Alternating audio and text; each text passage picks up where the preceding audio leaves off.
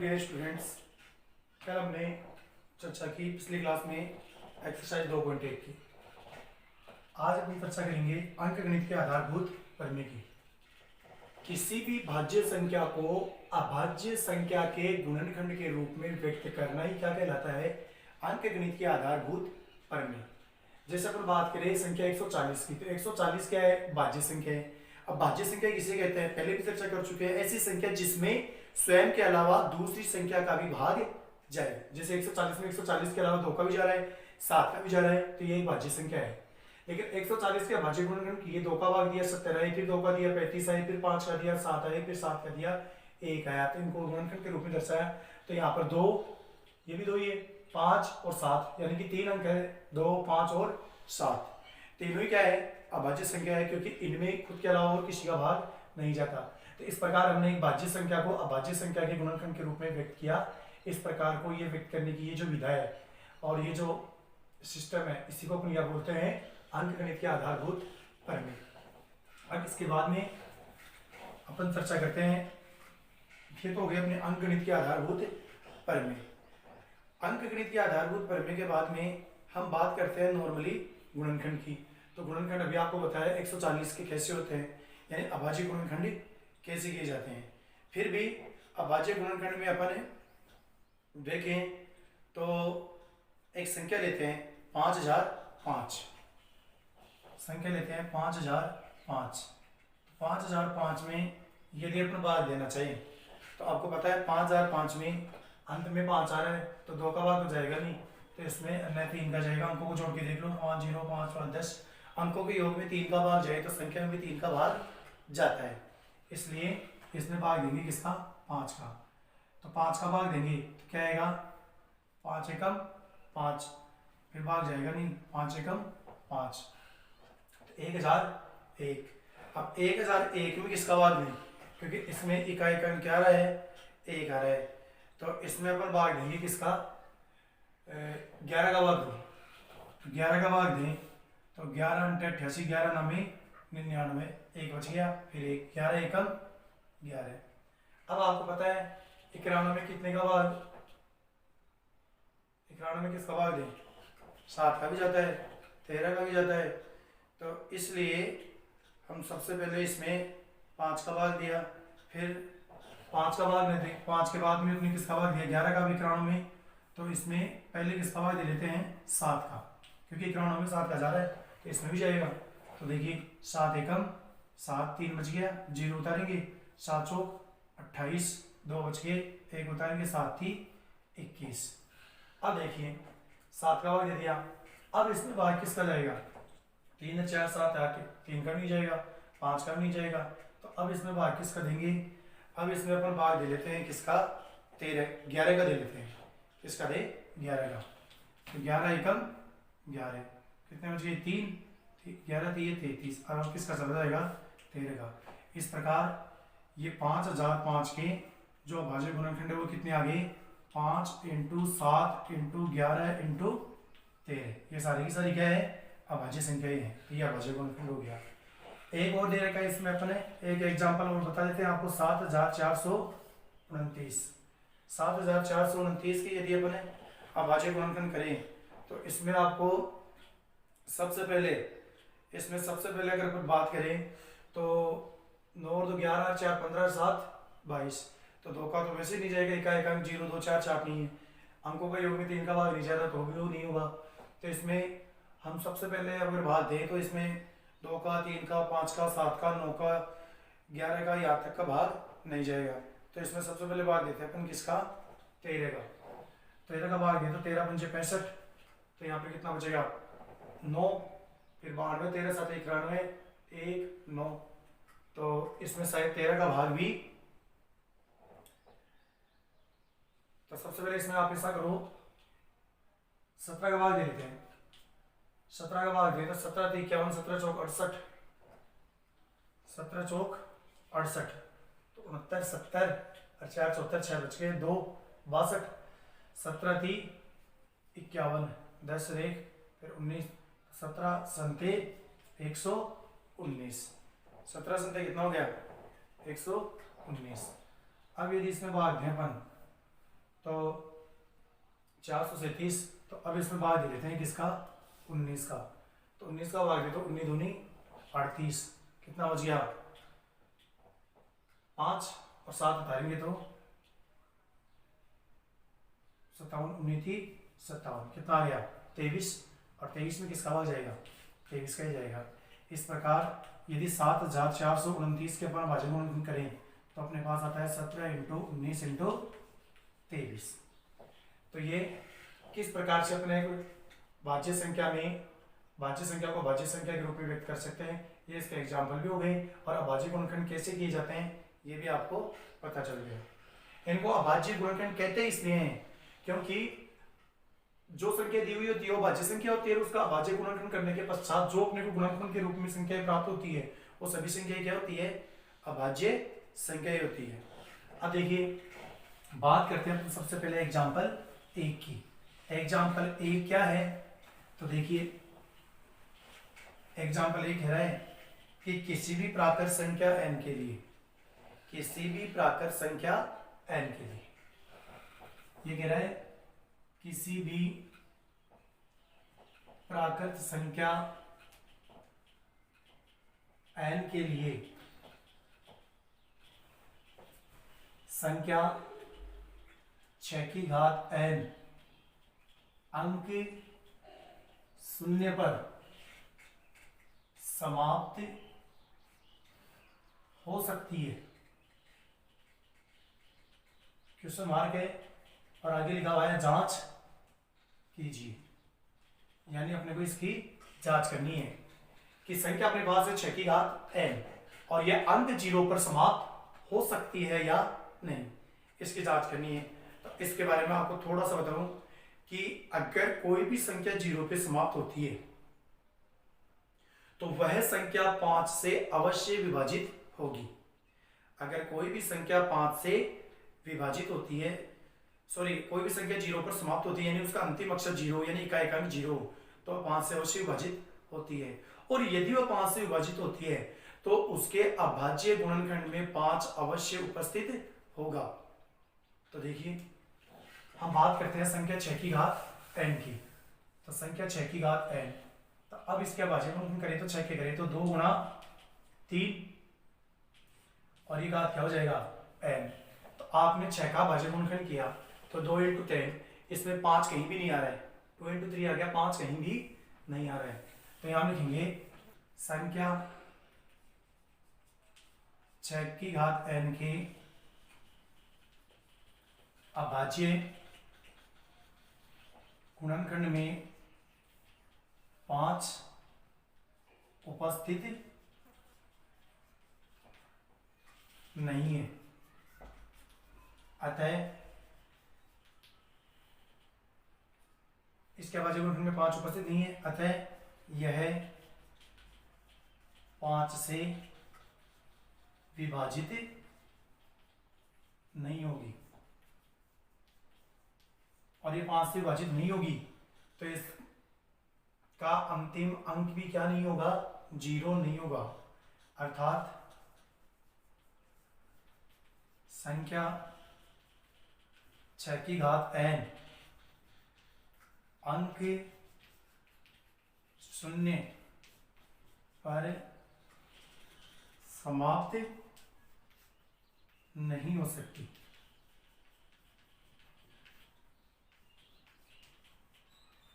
ठीक है, सिंपल सा क्वेश्चन है।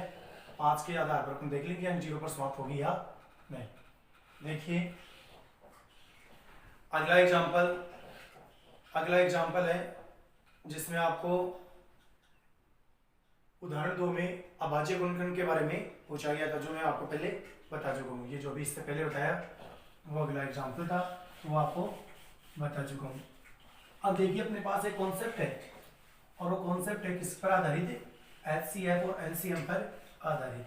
देखो HCF का मतलब होता है हाईएस्ट कॉमन फैक्टर, HCF का मतलब होता है हाईएस्ट कॉमन फैक्टर, और LCM का मतलब होता है लोवेस्ट कॉमन मल्टीप्लाई।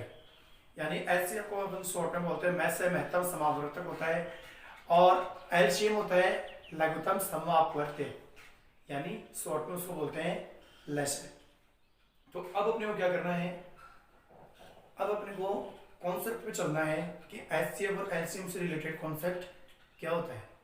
तो इसके लिए देखिए अपन दो संख्याएं लेते हैं, एक तो लेते हैं 26 और एक लेते हैं 91। तो ध्यान से देखना, अगर 26 के अपन अभाज्य गुणनखंड करें तो दो का भाग देंगे, कितना आएगा 13, और फिर 13 में 13 का, फिर 91 की बात करते हैं, इसमें सबसे पहले भाग जाएगा 7 का, तो कितना आएगा 13, और फिर 13 का भाग देंगे तो 1, यानी बात करें तो 26 के अभाज्य गुणनखंड हो गए 2 इंटू 13, जिसको अपन क्या लिख सकते हैं 2 की घात 1 इंटू 13 की घात 1। फिर बात करें 91 की, तो इसको लिख सकते हैं 7 इंटू 13, तो 7 की पावर 1 और 13 की पावर भी 1, पावर मीन्स घात। अब देखिए सबसे पहले बात करते हैं एचसीएफ की। एचसीएफ में क्या होता है, अभाज्य गुणनखंड जो जिन दो संख्याओं का एचसीएफ पूछा है उनके अभाज्य गुणनखंड में जो संख्या आपके पास कम घात के रूप में आ रही है, पहले तो होना चाहिए वो कॉमन। सबसे पहला तो क्या है कि दोनों गुणनखंडों में वो संख्या उपस्थित होनी चाहिए। दो में है, तीन संख्या पूछे तो तीनों में, चार पूछे तो चारों में। यहाँ पर दो संख्याएं हैं तो दोनों संख्याओं के गुणनखंड में वो संख्या उपस्थित होनी चाहिए, पहली शर्त तो यह है। दूसरी शर्त यह है कि वह संख्या उपस्थित होने के साथ साथ उसकी दोनों में से कम घात जहां पर है वो अपने को लेना है, और यदि सेम है तो सेम है तो सेम ले लो। तो देखिए 2 इसमें इसमें नहीं, तो ये पहली बात तो कॉमन ही नहीं है। 7 इसमें है इसमें नहीं, 13 इसमें भी है इसमें भी है, दोनों में क्या है एक ही घात है यानी कॉमन है, तो 13 की घात 1 ये कॉमन भी है, और छोटी घात बड़ी घात का तो पर्सन ही नहीं है तो कॉमन हो गया। तो ये 13 की घात 1 को क्या लिख सकते हैं 13, तो एचसीएफ कितना हो गया 13। अब बात करें इसके एलसीएम की, तो एलसीएम में क्या होता है, एलसीएम में आपको जो कॉमन आ चुका है वो तो लिख दो ऐसी की ऐसी, और जो कॉमन नहीं है उनको भी लिख देते हैं, 2 की घात 1 7 की घात 1। अन्यथा वैसे रूल तो क्या है कि जो संख्या आपको दी हुई है एचसीएफ में लो कॉमन जो संख्या आ रही है उसमें छोटी घात, और एलसीएम में क्या लेंगे बड़ी घात। तो यहाँ पर ऐसा सिस्टम है नहीं, यहाँ पे क्या है जो कॉमन है उसकी क्या है सेम है, तो वो तो इसमें भी वैसे ही आएगा सेम है, और ये कॉमन है ही नहीं, तो इनमें 2 आगे कहीं नहीं नीचे नहीं है, 7 ऊपर वाले में नहीं है, तो इस प्रकार से जो नहीं है वो भी आता है। और एक ये सूत्र भी होता है कि एलसीएम बराबर यानी लघुत्तम बराबर मैस इनटू अदर फैक्टर अन्य गुणनखंड, ये एक सूत्र भी होता है। तो मैस इनटू अदर फैक्टर, तो देखिए 13 की घात 1 का मतलब 13, 2 की घात 1 का मतलब 2, और 7 की घात 1 का मतलब 7। अब देखिए स्क्रॉल करें तो 13 इंटू 14, 13 इंटू 14। अब देखिए अपन 14 था 140 और 14 थी 42, 140 और 42 कितने हो गए 182, तो यह आ गया अपने पास एलसीएम तो आ गया 182 और एचसीएफ कितना आ गया 13। अब अपना जो कॉन्सेप्ट है उसके अकॉर्डिंग अपन देखें तो एक काम करते हैं, हम सबसे पहले गुणा कर लेते हैं अपनी दी हुई संख्याओं को, यानी 26 और 91 को। जो दी हुई संख्या है 26 और 91, 26 और 91 को यदि अपन गुणा करेंगे तो अपने पास क्या आएगा, गुणा करके देख लेना, तो अपने पास आएगा 2366, 2366 इन दोनों संख्याओं का गुण आएगा। ये तो अपनी दी हुई संख्याओं को गुणा गया। अब जो एचसीएफ और एलसीएम है उनको गुणा करके देखो, तो एचसीएफ इंटू एलसीएम बराबर, एचसीएफ कितना है 13 और एलसीएम कितना है 182। एचसीएफ तो था अपना 13 और एलसीएम 182, इन दोनों को आपस में गुणा करेंगे तो ये भी कितना आता है 2366। यानी यहां से अपने को कॉन्सेप्ट ये प्राप्त होता है कि एचसीएफ, अब कॉन्सेप्ट यहां से फॉर्मूला बनाई तो संख्या तो कोई भी हो सकती है, तो ए और बी मान लेते हैं, मान लीजिए दो संख्या है ए और बी, यानी एचसीएफ ए इंटू बी, यानी ए और बी का एचसीएफ यानी दो संख्याओं का HCF into LCM a b, यानी दो संख्याओं का एचसीएफ इंटू दो संख्याओं का एलसीएम बराबर होगा दोनों संख्याओं के गुणा के, बराबर क्या होगा दोनों संख्याओं के गुणा के। और ये चीज यहाँ पर प्रूफ होगी, देख लो एचसीएफ ए इंटू बी 13 इंटू एलसीएम ए इंटू बी 182। एलसीएम दोनों संख्याओं का 13 और एलसीएम दोनों संख्याओं का 182 और दोनों संख्या क्या है 26 और 91। तो इनको गुणा करें तो 2366 और इनको गुणा करें तो भी 2366। इस प्रकार से अपने को ये कॉन्सेप्ट क्लियर होता है और यहाँ से एक फॉर्मूला प्राप्त होता है कि दो संख्याओं के मैसे और लेसे का गुणा उन दोनों संख्याओं के स्वयं के गुणा के बराबर होता है। तो यहाँ से अपना ये कॉन्सेप्ट क्लियर होता है। इसके बाद में अपन बात करते हैं कि अभाज्य गुणनखंड विधि की सहायता से अपना एग्जाम्पल 2 गया था और अब देखते हैं इस पर आधारित एक एग्जाम्पल और कर लेते हैं इस पर आधारित। तो देखिए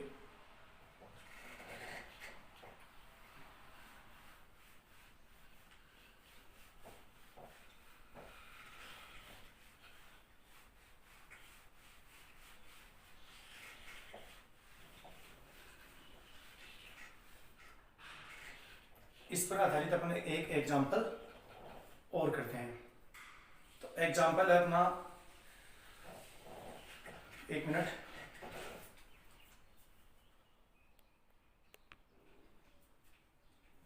इस पर जो आधारित एग्जाम्पल है वो है पूर्णांकों के युग में 510 और 92 के एचसीएफ एलसीएम ज्ञात कीजिए तथा जांच कीजिए कि दोनों संख्याओं का जो गुणनफल है वो उन दोनों संख्याओं के एचसीएफ और एलसीएम के गुणनफल के बराबर होगा।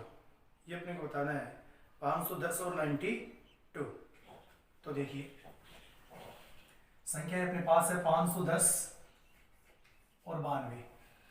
आपको ये बता, इनके पहले तो एचसीएफ और एलसीएम ज्ञात करने हैं, फिर आपको जांच करके ये बताना है कि दोनों संख्याओं का आपस का गुणा उन दोनों संख्याओं के मैसे और लसे के गुणा के बराबर होता है।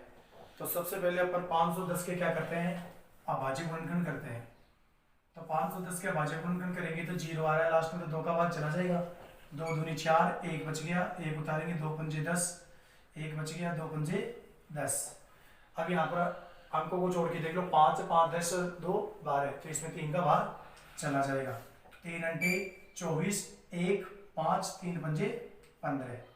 फिर देखिए 8 5 13, 3 का नहीं जाएगा तो अंतिम अक्षर 5 है, अंतिम अंक 5 है, तो इसमें 5 का भाग चला जाएगा, कितनी बार 17 बार, और 17 में 17 का भाग देंगे तो 1 बार। इसी प्रकार 92, तो सबसे पहले 2 का भाग देंगे तो 2 चौके 8, 1 2 2 छीके 12, फिर 2 का भाग देंगे कितना आएगा 23, और 23 में फिर 23 का ही भाग जाएगा। इस प्रकार 510 के अभाज्य गुणनखंड आ गया अपने पास 2 × 3 × 5 × 17, जिसको अपन क्या लिख सकते हैं 2 की घात 1, 3 की घात 1, 5 की घात 1 और 17 की घात 1। इसी प्रकार 92 के अपने पास आगे 2 2 × 2 × 23, तो ये हो जाएगा 2 की घात 2 × 23। अब यदि अपन इसकी बात करें किसकी, एचसीएफ की, एचसीएफ के लिए सबसे पहले क्या देखते हैं कॉमन। तो देखो 2 इसमें भी है, इसमें भी है, 3 इसमें है, इसमें नहीं, 5 इसमें है, इसमें नहीं, 17 इसमें है, इसमें नहीं, तो सिर्फ 2 ही कॉमन आ रहा है। तो 2 में भी क्या है, अब सेम घात तो है नहीं, इसमें 2 की घात 1 है, इसमें 2 की घात 2 है, तो मैंने क्या बताया था कम घात वाला लेते हैं। तो कम घात वाला क्या है 2 की घात 1, यानी इसको करेंगे तो कितना जाएगा 2। अब बात करते हैं किसकी, इसके एलसीएम की। एलसीएम की बात करें तो एलसीएम में मैंने आपको क्या बताया था कि पहले तो जो कॉमन हो वो, लेकिन कॉमन तो इसमें कुछ भी नहीं है। तो यहाँ पर एलसीएम की बात करें तो इसमें क्या आएगा 2 भी आ जाएगा, 3 भी आ जाएगा, 5 भी आ जाएगा और 7 भी आ जाएगा, 23 भी आ जाएगा। तो देखिए 2 की घात 1, 2 की घात 2, मैंने क्या कहा था एलसीएम में बड़ी घात लेते हैं, तो क्या आ जाएगी 2 की घात 2। फिर और कुछ कॉमन नहीं है तो ये सारे आ जाएंगे इसी के से, और कुछ भी कॉमन नहीं है तो 3 की घात 1 भी आ जाएगा, 5 की घात 1 भी आ जाएगा, 17 की घात 1 भी आ जाएगा, और ये जो 23 है 23 की घात 1, ये 23 की घात 1 भी आ जाएगा। अब इसको हल करेंगे तो ये तो हो जाएगा 4, और ये हो जाएगा 3, ये 5, ये 17 और ये 23। इन सबको यदि आप गुणा करोगे तो उत्तर आएगा अपने पास 23,460। इन सबका गुणनफल कितना आएगा 23,460, यानी एलसीएम कितना आ गया 23,460 और एचसीएफ आ गया 2। तो अब अपने जो फॉर्मूला है उसके अकॉर्डिंग चलते हैं अपन, HCF A × B, LCM A × B बराबर दोनों संख्याओं का गुणा, दोनों संख्याओं को गुणा जाएगा। तो देखो HCF दोनों संख्याओं का, तो दोनों संख्याओं का HCF है 2 इंटू एलसीएम कितना है 23,460 बराबर दोनों संख्या, पहली संख्या 510 और दूसरी संख्या 92। और 2 से गुणा करो इसको, 2 को 0 से किया 0, 2 6 12 का 2 असल की 1, 2 चौके 8 1 9 2 थिए 6 2 दूनी 4, 46,920। और 510 को यदि आप 12 से गुणा करोगे तब भी कितना आएगा 46,920। इस प्रकार इसका ये सत्यापन हुआ। हालांकि एग्जाम्पल 4 था लेकिन जो टॉपिक था उससे रिलेटेड था इसलिए इसको मैंने पहले बता दिया। वैसे ये एग्जाम्पल 4 है। एग्जाम्पल 3 देखेंगे अब इसके बाद में। देखिए हम एग्जाम्पल 3,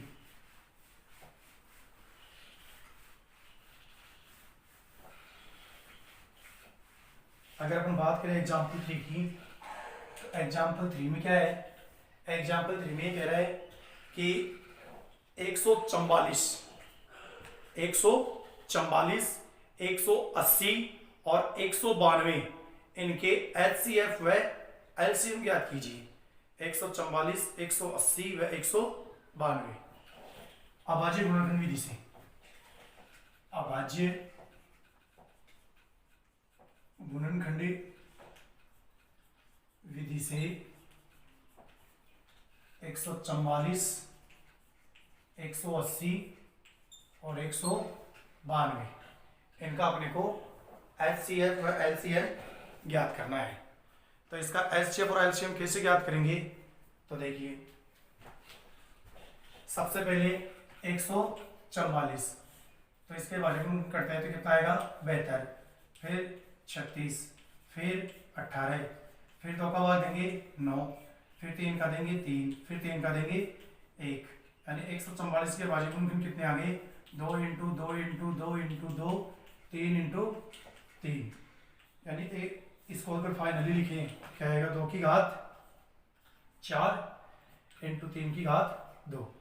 बात करते हैं फिर 180 की, 180 का देंगे 2 का भाग देंगे 90, फिर 2 का भाग देंगे 45, फिर 3 का देंगे कितना आएगा 15, और फिर 15, फिर 3 का देंगे कितना आएगा 5, और फिर 5 का देंगे 1। तो 190 सॉरी 180 180 क्या गया 2 की 2 इंटू 2 3 इंटू 3 इंटू 5 कितना हो जाएगा 2 की घात 2 3 की घात 2 इंटू 5 की घात 1। फिर बात करते हैं 192 की, तो 2 का भाग देंगे तो 2 नाम में 18 1 2 छिके 12, फिर 2 का भाग देंगे 48, फिर 2 का भाग देंगे 24, फिर 2 का भाग देंगे 12, फिर 2 का भाग देंगे 6, फिर 2 का भाग देंगे 3, और फिर 3 का भाग देंगे 1। तो 192 के भाज्य गुणनखंड अपने को क्या प्राप्त होंगे 2 इंटू 2 इंटू 2 इंटू 2 इंटू 2, यानी 1 2 3 4 5 बार 2 है, और फिर 1 2 3 4 5 6 बार है, सॉरी 6 बार 2 है, और 3 1 बार है। क्या हो जाएगा 2 की घात 6 इंटू 3 की घात 1। तो सबसे पहले बात करते हैं इसके HCF की। HCF में मैंने क्या बताया था, पहले तो देखो कॉमन, तो 2 की घात इसमें भी है, 2 की घात इसमें भी है, 2 की घात इसमें भी है, लेकिन अब आएगी कौन सी, तो देखिए 2 की घात 4 2 की घात 2 और 2 की घात 6, इनमें छोटी घात कौन सी है 2 की घात 2, तो 2 की घात 2 आ जाएगी। फिर बात करें 3 की, तो 3 की घात 2 3 की घात 2 3 की घात 1, तो छोटी घात कौन सी हुई 3 की घात 1। तो HCF बराबर क्या हो जाएगा 2 की घात 2 का मतलब 2 गुना 2, 3 की घात 1 का मतलब 3, तो HCF कितना आ जाएगा 2 दूनी 4 थी 12, तो HCF तो कितना आ गया इसका 12। बात करते हैं इसके LCM की। अगर LCM की बात करें तो 2 की घात 4 2 की घात 2 2 की घात 6, LCM में क्या होता है जो कॉमन संख्या रही उसमें मैक्सिमम पावर बड़ी घात 2 की घात 6। 3 की बात करें तो 3 की घात 2 3 की घात 2 3 की घात 1, तो इसमें ये सेम जरूर है लेकिन यहाँ पर एक तुलना के लिए एक घात भी है, तो बड़ी घात कौन सी हो गई 3 की घात 2, तो इसमें 2 आ गया 3 आ गया, अब बचा क्या इसमें 2 भी आ गया 3 भी आ गया, बचा गया 5, तो 5 को लिख देंगे अपन ऐसे कैसे। LCM बराबर, अब 2 की घात 6 की बात करें, 2 की घात 6 क्या होगा 2 दूनी 4 4 दूनी 8 8 दूनी 16 16 दूनी 32, 32 इंटू 3 की घात 3 क्या हो जाएगा 9 इंटू ये कितना हो जाएगा 5। एलसीएम बराबर अपने को क्या करना पड़ेगा 32 को 9 से गुणा करो 9 दूनी 18 1 9 30 27 एक 28 288 इंटू 5। तो एलसीएम बराबर गुणा करो 5 अंटे 40 की शून्य असल की 4 5 अंटे 40 से 4 44 का 4 असल की 4 5 दूनी 10 से 4 14 1440 1440 क्या आ जाएगा इसका एलसीएम आ जाएगा। तो इस प्रकार से इसको अपन हल कर सकते हैं। हम देखिए एक बार देख लीजिए इसको।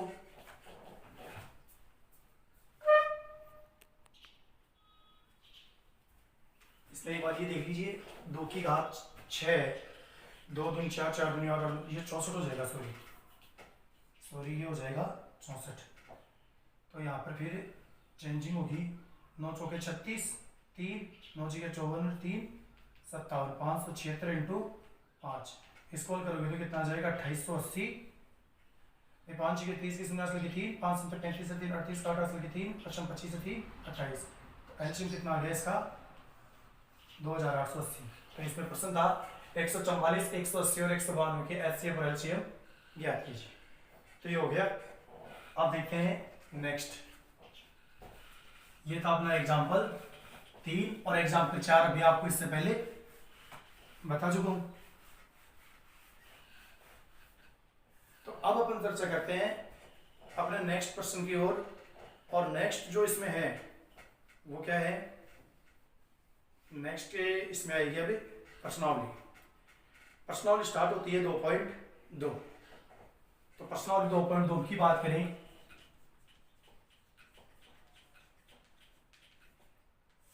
तो प्रश्नावली 2.2 में पहला प्रश्न तो वही है कि निम्न संख्याओं को अभाज्य गुणनखंड के रूप में व्यक्त कीजिए। निम्न संख्याओं को अभाज्य गुणनखंड के रूप में व्यक्त कीजिए। तो इसमें आप कर सकते हो, तो नॉर्मल प्रश्न है, फिर भी चलो आपको इसमें एक प्रश्न बता देता हूं। तो देखिए एक प्रश्न दे रखे इसमें 468। तो 2 का भाग देंगे 2 दूनी 4 2 तीन 6 2 चौके 8। फिर 2 का भाग देंगे 2 एकम 2 2 एकम 2 1 और 2 सुनते 14। अब आ गया अपने पास 117। तो 7 1 8 1 9 3 का चला जाएगा 3 3 9 2 बच गए 3 9 में 27 39 आ गया। फिर 3 का देंगे 13 फिर 13 का 1। तो अपने पास आ गया 468 के अभाज्य गुणनखंड आ गए 2 इंटू 2 इंटू 3 इंटू 3 इंटू 13। आप चाहो तो इसको घात के रूप में लिख सकते हो। 2 की घात 2 3 की घात 2 इंटू 13 की घात 1। इस प्रकार इसको आप अभाज्य गुणनखंड के रूप में व्यक्त कर सकते हैं। अब देखिए इसमें जो अगला क्वेश्चन है इसमें सारे ऐसे ही हैं, अभाज्य गुणनखंड आराम से आप कर लोगे। अब देखिए इसमें जो अगला क्वेश्चन है, अगले क्वेश्चन में आपको क्या दिया हुआ है। अगले क्वेश्चन में आपको दिया हुआ है कि 2 संख्याएं हैं या 2 पूर्णांक है, और अभी जो हमने कॉन्सेप्ट पढ़ा था उसी पर आधारित है कि उन दोनों संख्याओं के एचसीएफ एलसीएम का गुणा उन दोनों संख्याओं के गुणा के बराबर होना चाहिए। तो उसमें अपन लेते हैं एक एग्जांपल 96 404।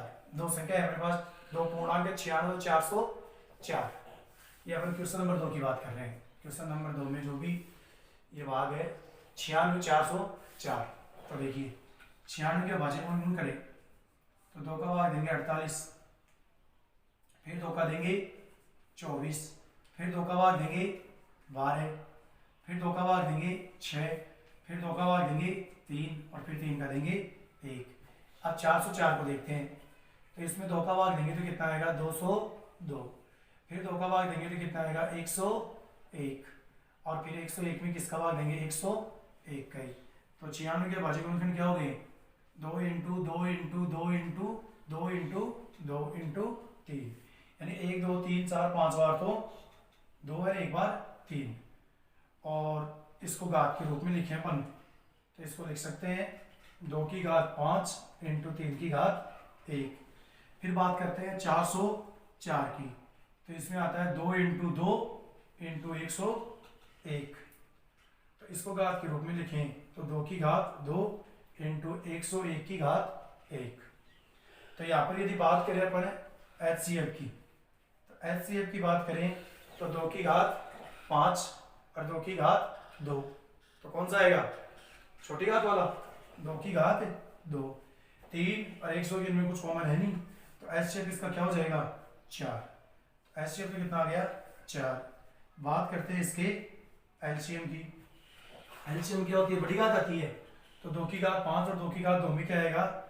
2 की घात 5 इंटू 3 भी आ जाएगा, जो कॉमन नहीं होता है वो भी आता है, तो 3 की घात 1 इंटू ये 101 भी आ जाएगा। तो अब देखिए 2 की घात 5, 2 2 दूनी 4, 4 दूनी 8, 8 दूनी 16, 16 दूनी 32, 32 इंटू 3 इंटू 101। इसको आगे भी करें तो 32 दिए कितना हो गया? 96। तुम निकाल रहे हैं LCM, तो 96 इंटू 101, और 96 को अपने को 101 से मल्टीप्लाई करना है, और 96 को 101 से आप मल्टीप्लाई करोगे तो अपने पास आ जाएगा शायद 96 ऐसा कुछ आएगा, फिर भी चलो करके देख लेते हैं। 101 96, तो 6 0 6 9 0 9 6 9 6 9 96 96 आ गया, यानी 9696। अब अपना जो फॉर्मूला है उसके आधार पर इसकी सत्यता की जांच करते हैं। क्या चीज है वो? HCF A इंटू बी और LCM A इंटू बी बराबर A इंटू बी। तो यहां पर HCF A पहली संख्या क्या है? 96, दूसरी संख्या 404 इंटू LCM वही 96 इंटू 404 बराबर A इंटू बी, यानी 96 इंटू 404। ठीक है। अब HCF कितना आया? 4 इंटू LCM कितना आया? 9696 बराबर, अब 96 को 404 से गुणा करना है अपने को। 96 को 404 से गुणा करोगे तो अपने पास आ जाएगा 96,904। तो ये लगभग क्या आ जाएगा? 96,904। बात है कि 4 से गुणा करने पर भी आएगा क्या?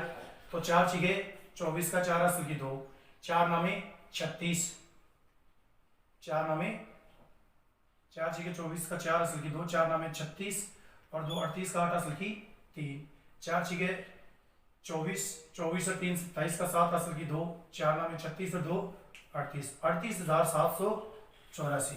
तो इसको गुणा करके देख लेते हैं कि ये सही आ रहा है क्या? 38,784 आएगा क्या? तो देख लो 404 और ये 96, 6 चौके 24 का 4 असल की 2, 6 0 2, 6 चौके 24, 9 चौके 36 का 4 असल की 3, 9 0 3, 9 चौके 36, ये 4, ये 8, ये 7, ये 8, ये 3, 38,784 ही आएगा। ये हो जाएगा 38,784 बराबर 38,784, ये दोनों के आगे बराबर। इस प्रकार ये अपना प्रश्न था। तो इसमें बाकी के जो क्वेश्चन है वो आप कर सकते हैं, इजी वे में कर सकते हैं, ज्यादा टफ नहीं है, सरल है। ठीक है।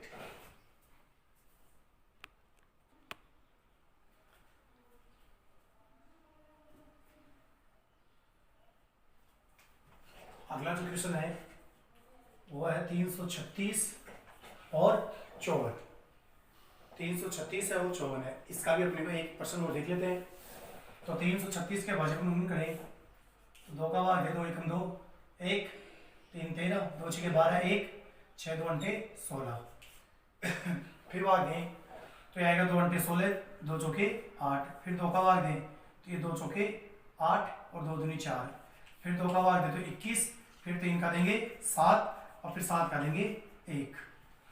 फिर देखिए 54, तो 2 का भाग देंगे 27 और फिर 3 का भाग देंगे 9 और फिर 3 का देंगे 3, फिर 3 का देंगे 1।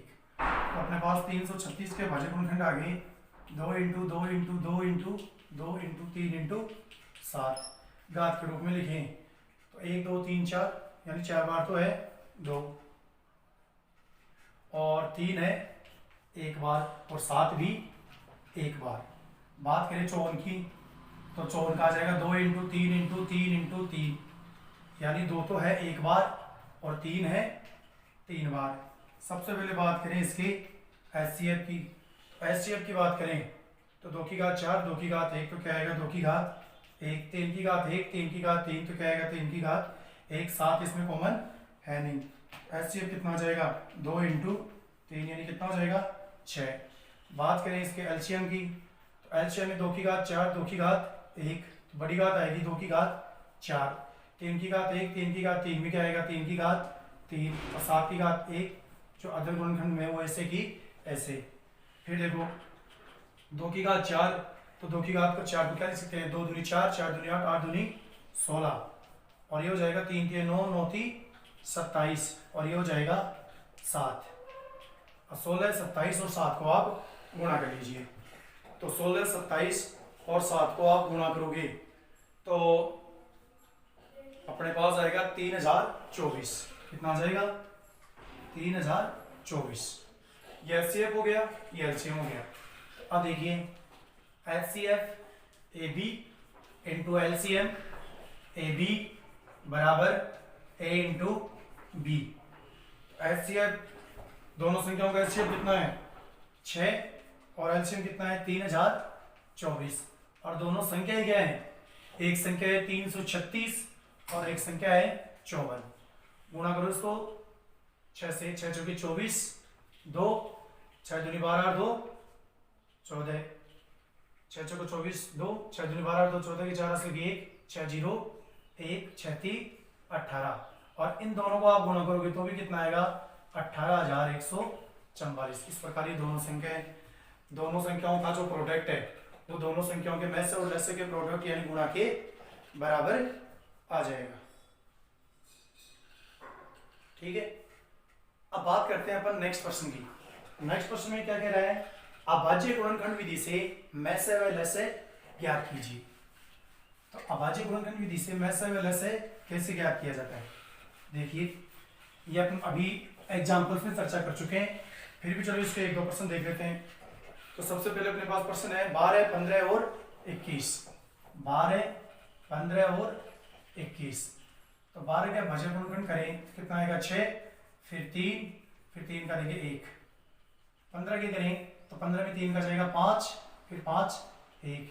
21 की बात करें तो 3 7 और फिर 7 का 1। तो 12 का भाज्य गुणनखंड अपने पास आ गए 2 इंटू 2 इंटू 3, घात के रूप में देखें तो 2 की घात 2, 3 की घात 1। फिर बात करें अपन 15 की, तो 15 का भाज्य गुणनखंड आ गया 3 इंटू 5, घात के रूप में बात करें तो 3 की घात 1 इंटू 5 की घात 1। फिर बात करें 21 की, 21 में आ गया 3 इंटू 7, घात की बात करें तो 3 की घात 1 इंटू 7 की घात 1। अब इसमें बात करें अपन एचसीएफ की, तो एचसीएफ क्या हो जाएगा, तो कॉमन देखिए 2 इसमें कहीं नहीं, 3 की घात 1, 3 की घात 1, 3 की घात 1 सेम है, तो 3 की घात 1 आ गया, और कोई संख्या कॉमन है नहीं, तो एचसीएफ कितना आ गया 3। बात करें इसके एलसीएम की, एलसीएम क्या होता है, पहले तो लिख दो जो कॉमन घात के रूप में आ रहा है, तो 3 की घात 1 है तो ये तो आ जाएगा इसी कैसे। अब अदर गुणनखंड में 2 की घात 2 है, 5 की घात 1 है और 7 की घात 1 है। तो देखिए एलसीएम बराबर 3 की घात 1 को क्या लिख सकते हैं 3, 2 की घात 2 को क्या लिख सकते हैं 4, और ये 5 की घात 1 5, और ये 7 ऐसे कैसे। तो एलसीएम बराबर 3 चौक 12, 12 पंजे 60, 60 को 7 से गुणा करोगे तो 6 7 42 420। तो एचसीएफ तो कितना आ गया 3, और एलसीएम कितना आ गया 420। ये हो जाएगा इसका आंसर। और देखिए इसी में एक प्रश्न और देख लीजिए, प्रश्न है 6 72 और 120। 6 72 और 120। तो 6 क्या भाज्य गुणनखंड करें तो 2 का भाग 6 में देंगे 3 बार, 3 में ये 1 बार। 72 की बात करें तो ये कितना आएगा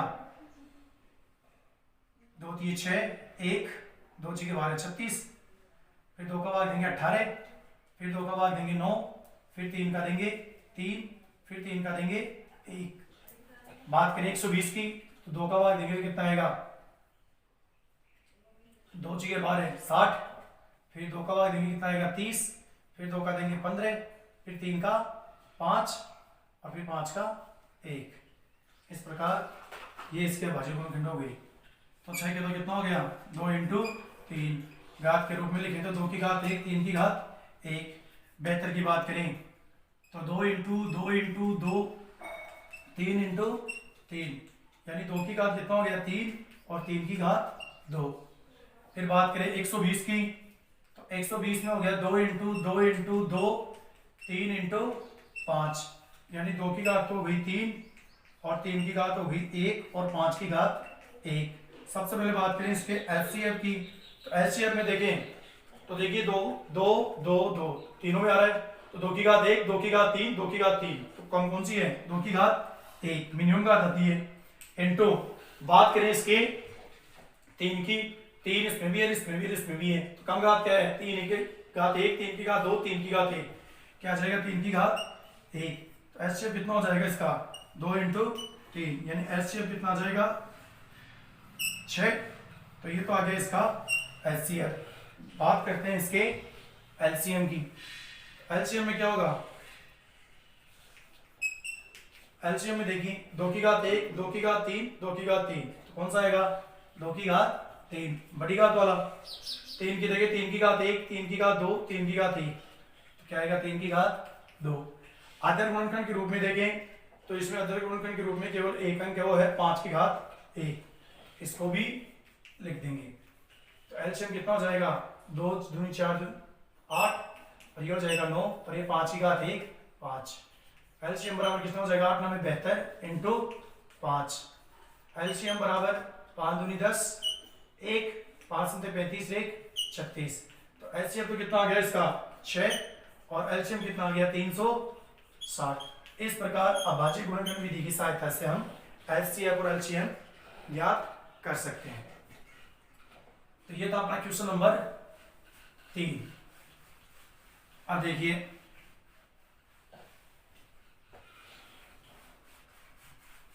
नेक्स्ट क्वेश्चन, देखिए क्वेश्चन नंबर 4। उसमें कह रहा है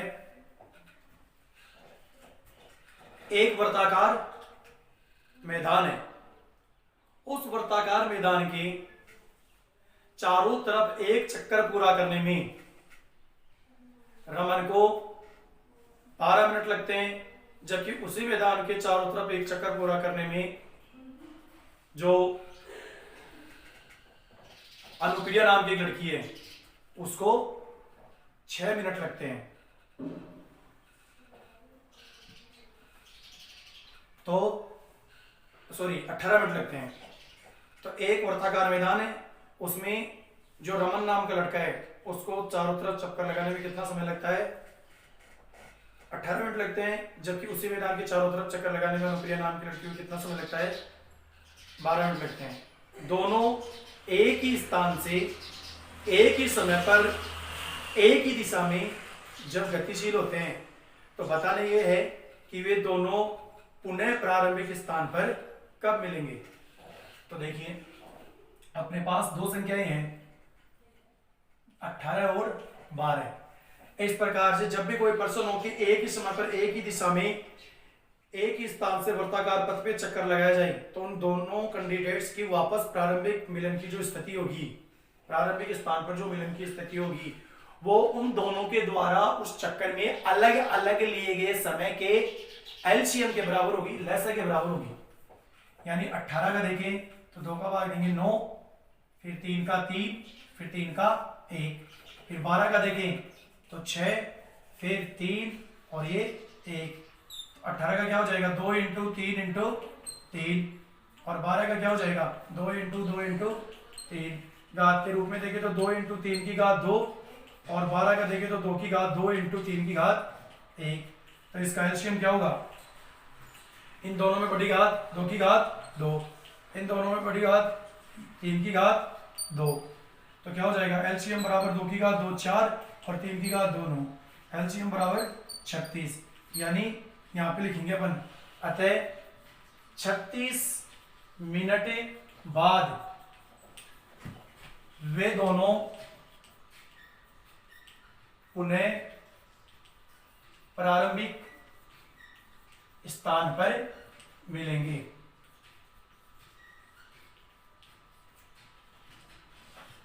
इस चैप्टर का अंतिम प्रश्न,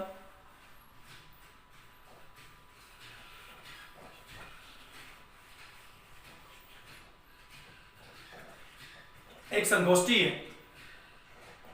जिसमें हिंदी, अंग्रेजी और गणित के 60, 84 और 108 विद्यार्थियों ने भाग लिया है। उनको समान एक ही विषय के विद्यार्थियों को समान संख्या के रूप से कमरों में बैठाया जाना है। ऐसे आवश्यक न्यूनतम कमरों की संख्या ज्ञात कीजिए। तो देखो, हिंदी, गणित और अंग्रेजी, तो स्टूडेंट्स अपने पास 60, 84 व 108। तो सबसे पहले क्या करेंगे, इनका एचसीएफ निकालेंगे।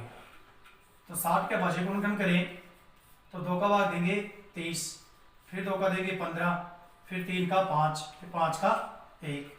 84 का देखें तो 2 का देंगे 2, 42, फिर 2 का 21, फिर 3 का 7 और ये 7, 1, फिर 108, तो 2 का देंगे 54, फिर 2 का 27, फिर 3 का 9, फिर 3 का 3 और फिर 3 का 1। तो 60 के भाज्य गुणनखंड हो जाएंगे 2 इंटू 2 इंटू 3 इंटू 5 घात के रूप में देखें तो 2 की घात 2, 3 की घात 1 इंटू 5 की घात 1। 84 की बात करें तो 84 की हो गई 2 इंटू 2, 3 इंटू 7, तो 2 की घात 2, 3 की घात 1 इंटू 7 की घात 1। फिर बात करें 108 की तो 2 इंटू 2, 3 इंटू 3 इंटू 3, यानी 2 की घात 2, 3 की घात 3। बात करें इसके एचसीएफ की तो देखिए 2, 2, 2, 2 तीनों में क्या है, 2 की घात 2, 2 की घात 2, 2 की घात 2 सेम है, तो ऐसे कैसे आ जाएगा। बात करें 3 की तो 3 की घात 1, 3 की घात 1, 3 की घात 3, तो कौन सा आएगा 3 की घात 1। बात करें 5 की इनमें नहीं है, 7 की 3 में नहीं है, तो यहाँ पर एचसीएफ कितना हो जाएगा 2 इंटू 2 इंटू 3, यानी कितना हो जाएगा 12। एचसीएफ हो गया 12। तो यहाँ पर क्या होगा, अब आवश्यक न्यूनतम कमरों की संख्या, आवश्यक न्यूनतम कमरों की संख्या बराबर कुल प्रतिभागियों की संख्या, जो हिंदी, अंग्रेजी, गणित के कुल प्रतिभागी थे उन प्रतिभागियों की संख्या बटे उनकी संख्या का एचसीएफ। तो कुल प्रतिभागी कितने हैं, 60 प्लस 84 प्लस 108, और एचसीएफ कितना आ गया 12। तो 60, 84, 108 को जोड़ें तो अपने पास आता है 252 बटे 12। तो ये हो जाएगा 12 दूनी 24, 1, 12 एकम 12, 21 कमरे। तो इस प्रकार यदि एक ही विषय के विद्यार्थियों को समान रूप से वेटेज दिया जाए तो इस कंडीशन में जो न्यूनतम कमरों की नीडेड होगी, आवश्यकता होगी, वो होगी 21 रूम्स, 21 कमरों की आवश्यकता। ये हो जाएगा अपना आंसर। तो इस प्रकार ये 2.2 का समापन हुआ। नेक्स्ट क्लास में पढ़ेंगे रिविजिटिंग ऑफ इरेशनल नंबर्स, अपरिमेय संख्याओं का पुनर्वर्णन। तब तक के लिए wait for next class. Okay.